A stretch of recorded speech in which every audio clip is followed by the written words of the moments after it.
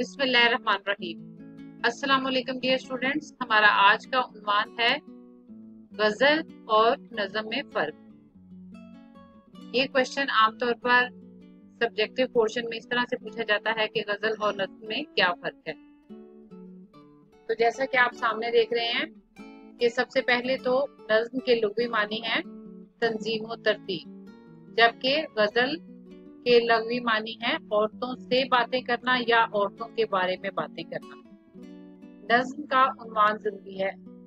जैसा कि बेटा अभी तक आपने मुख्तलिफ ग्रेड्स में मुख्तलिफ नज़में पढ़ी, तो आपने देखा होगा कि हर नज़्म का कोई ना कोई उन्वान होता है। बादल का गीत, बरसात की बहारें, इसी तरह से ऊंट की शादी, माल गोदाम रोड। तो नज़्म का कोई ना कोई उन्वान जरूरी होता है, जबकि गजल का कोई उन्वान नहीं होता, बल्कि गजल का हर शेर अपनी जगह मुकम्मल होता है। आपने कभी नहीं देखा होगा कि गजल के ऊपर कोई गजल का नाम लिखा हो। तो ये मैं आपको इस तरह से इसलिए समझा रही हूँ कि आपके कॉन्सेप्ट क्लियर होने चाहिए, जब ताकि आपको चाहे सब्जेक्टिव पोर्शन में पूछा जाए या ऑब्जेक्टिव में पूछा जाए। अगर आपको सब्जेक्टिव में पूछा जाएगा तो आप इन्हीं पॉइंट्स को अरेंज करके सब्जेक्टिव फॉर्म में लिख सकते हैं। लिहाजा गजल और नज़्म में जो एक मेन डिफरेंस है वो ये कि नज़्म का उन्वान जरूरी होता है, जबकि गजल का कोई उन्वान नहीं होता। आपने देखा होगा कि जो इसमें डिफरेंस है उसको मैंने रेड कलर से लिखा है। नज़्म के अशार एक ही मरकजी ख्याल के गिर्द घूमते हैं। जैसा कि आपने देखा होगा कि अगर गजल नज़्म का नाम है बरसात की बहारें, तो पूरी नज़्म में जो है वो बरसात के मौसम के मुतालिक जो है बरसात के मौसम को मुख्तलिफ तरीके से बयान किया जाता है।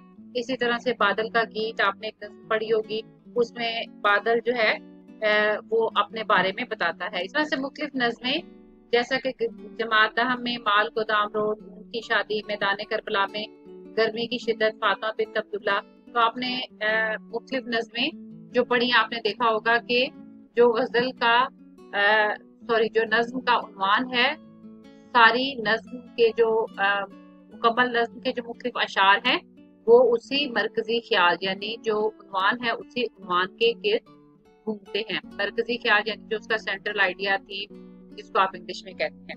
जबकि गजल का हर शेर अलग इकाई होता है। नज़्म के अशार का एक ही मरकजी ख्याल के गिर्द घूमते हैं, जबकि गजल का हर शेर अलग इकाई होता है, यानी गजल के हर शेर का अलग मफहूम हो सकता है। जैसा कि आप अगर जमात नहम और दहम में देखें तो पहला शेर जो है वो जैसा कि हस्ती अपनी हुबाब की सी है, ये नुमाइश शराब की सी है। अब इस शेर में जो है जिंदगी की जो है ये जिंदगी यानी कि फानी है, फना होने वाली है, तो जिंदगी की हकीकत को बयान किया गया। जबकि दूसरा शेर है नाज की उसके लब की क्या कहिए, पंखड़ी गुलाब की सी है, तो इसमें शायर ने महबूब के होठों की खूबसूरती को बयान किया है। लिहाजा गजल का हर शेर जो है वो एक दूसरे से मुख्तलिफ हो सकता है और हर शेर जो है वो अपनी जगह मुकम्मल होता है। And the next one is जो शिकवा लफ्जी नज़्म में मुमकिन है वो गजल में नहीं। इसी तरह से जो सोजो गुदाज गजल का लाजमा है, या आप ऐसे भी लिख सकते हैं कि जो सोजो गुदाज गजल में पाया जाता है वो नज़्म में नहीं पाया जाता। तो नज़्म का लाजमा क्या है, यानी जो नज़्म के लिए लाजमी है वो है शिकवा लफ्जी, और सोजो गुदाज गजल का लाजमा है।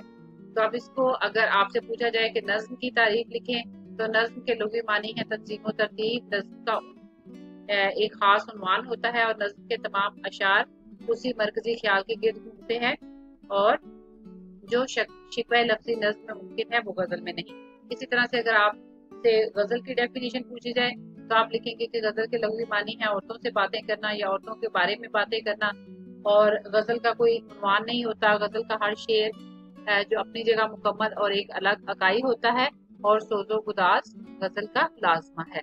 तो इसके अलावा भी मतलब गजल की डेफिनेशन में आता है कि ये किस जुबान से ये लफ्ज निकला है, लेकिन अगर आप ये तमाम पॉइंट्स को भी अरेंज करके लिख दें तो गजल की डेफिनेशन अपनी जगह मुकम्मल है। तो मेन जो डिफरेंस है बेटा वो ये कि आप पहले दोनों के मानी का डिफरेंस बताएंगे, फिर ये कि नज़्म का उन्वान जरूरी है जबकि गजल का कोई उन्वान नहीं होता। नज़्म के अशार एक ही मरकजी ख्याल के गिर्द घूमते हैं, जबकि गजल का हर शेर अलग अकाई है और अपनी जगह मुकम्मल होता है, और नज्म में शिकवा लफ्जी पाया जाता है, जबकि सोज़ो गुदास गजल का लाजमा है। उम्मीद है आपको गजल और नज्म का डिफरेंस अच्छे से समझ में आ गया होगा। इसके साथ ही इजाजत चाहती हूँ, दुआ में याद रखिएगा। अल्लाह।